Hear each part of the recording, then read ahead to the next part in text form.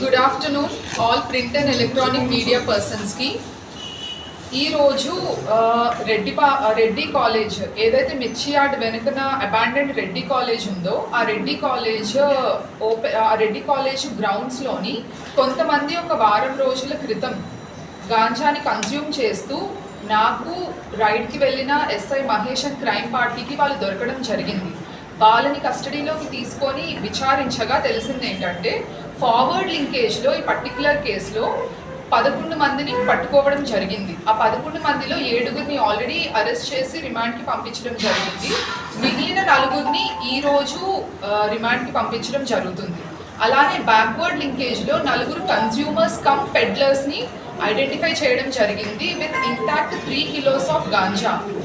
వీళ్ళందరూ కూడా they have been traced back to Lambasingi, Araku valley కానీ లేదంటే ఒరిస్సాలో ఉన్న బరంపూర్ ఏరియాకి కానీ వీళ్ళందరూ కూడా బ్యాక్వర్డ్ లింకేజ్లో ట్రేస్ బ్యాక్ అయ్యారు.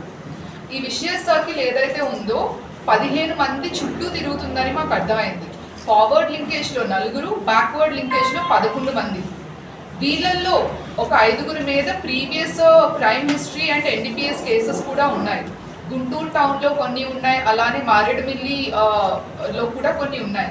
ఇందులో 5గురు ముప్పిరి సుబ్బారావు కావచ్చు, షఫీ, షారీఫ్, వెంకటేష్, అలానే హర్షవర్ధన్, ఈ 5గురి మీద ప్రీవియస్ ఎన్డీపీఎస్ కేస్ హిస్టరీ ఇంకా క్రిమినల్ హిస్టరీ కూడా ఉంది. వీళ్ళలో 2 రౌడీ షీటర్స్ కూడా ఉన్నారు. సో క్రైమ్కి గాంజాకి మధ్య ఉన్న రిలేషన్ ఈ పర్టికులర్ కేసులో మాకు అర్థమైంది. అలానే ఇంటాక్ట్ 3 kilos ఆఫ్ గాంజా కూడా రికవర్ చేయడం జరిగింది. ఈ కేసుని మేము ఎనీ అదర్ కేసు లాగా చేయకుండా ఇందులో ఉన్న కంప్లీట్ సైకిల్ని చైన్ని బ్రేక్ చేయడం జరిగింది. సో అందుకని ఈ పర్టికులర్ కేసులో 15 మెంబర్స్ని అరెస్ట్ చేసి రిమాండ్ పంపించడం కూడా జరిగింది.